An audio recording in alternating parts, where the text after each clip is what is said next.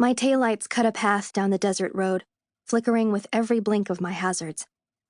I slide sideways in the driver's seat until my feet touch pavement, and I look past my trunk, past the steady rhythm of the lights, past where I can see anything at all.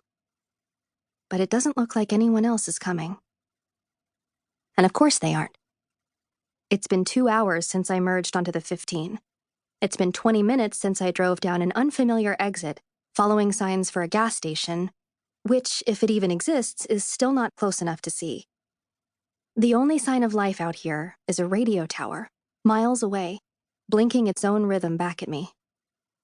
And the people at my destination aren't expecting me. It's all of the things that a driver alone in the middle of the night isn't supposed to do. And most of it was on purpose. I reach across the dashboard past the radio, blaring the only all-night station I can still get from Vegas, and I unlatch the glove compartment. My hand stays with the door as it descends, ready to close it again the moment I see headlights approaching. But I don't have that kind of luck. My laugh comes out as a breath as my fingers find what they're looking for, just past the car manual and under a pile of napkins. The smooth, cold screen of my phone. It's like the setup to a joke my stepfather would tell. "I thought we were supposed to be the ones hiding your phone, Rosie." That's what he'd probably say if he knew about any of this.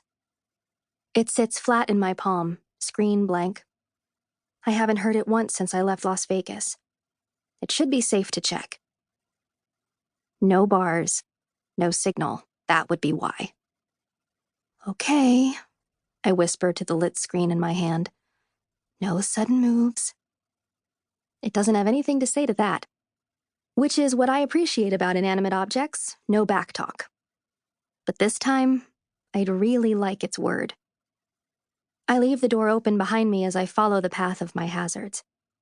The phone is an arm's length away like a scout, and I watch the top corner of the screen for a signal. The way ahead flickers in and out, and I stop only at the very edge where the road back to Nevada extends into the dark. For a second, a bar pops into view. It doesn't last. It lasts long enough, though. The phone buzzes once. My arm jerks back hard, without my permission, and the phone lands face down on the road. The sound is dramatic enough that for one wildly hopeful second, I think it must be broken. But when I pick it up, the screen is still lit through a spider web of cracks. Like I said, I don't have that kind of luck. 2 missed calls, 2 voicemails, and still 0 bars. Behind me, back in the car, the easy listening jazz fades away, and a soft voice filters through the rolled-down windows. "We hope you're still with us, Las Vegas," the announcer murmurs. "You're listening to KLVZ, and don't you even think of going to bed because we'll be here all night."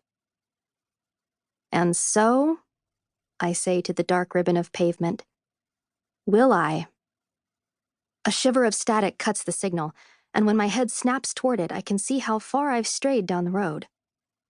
I backtrack carefully, as if my footsteps might stir something that the radio hasn't, and I slide my fingers under the hood to pop the latch. I've never fixed Stanley without my mother here before, but maybe the problem will be obvious. The problem is not obvious. The only thing that's obvious is that Stanley won't be starting up again anytime soon. He lets out a little hiss and a puff of steam, and that's about the only answer I get from him. "Oh, baby," I say. "What did I do to you?" Stanley the sedan, who has all the sparkle and stamina of his 8th grade history teacher namesake, has never tolerated long drives under the desert sun. Though up until 20 minutes ago, the desert nights suited him just fine. I shiver. It's hard to imagine the desert sun now. My thin t-shirt might as well be paper against the wind. I had a sweatshirt at some point, but when I checked my bag a few minutes ago, I didn't see it. Still in Vegas, if I had to guess.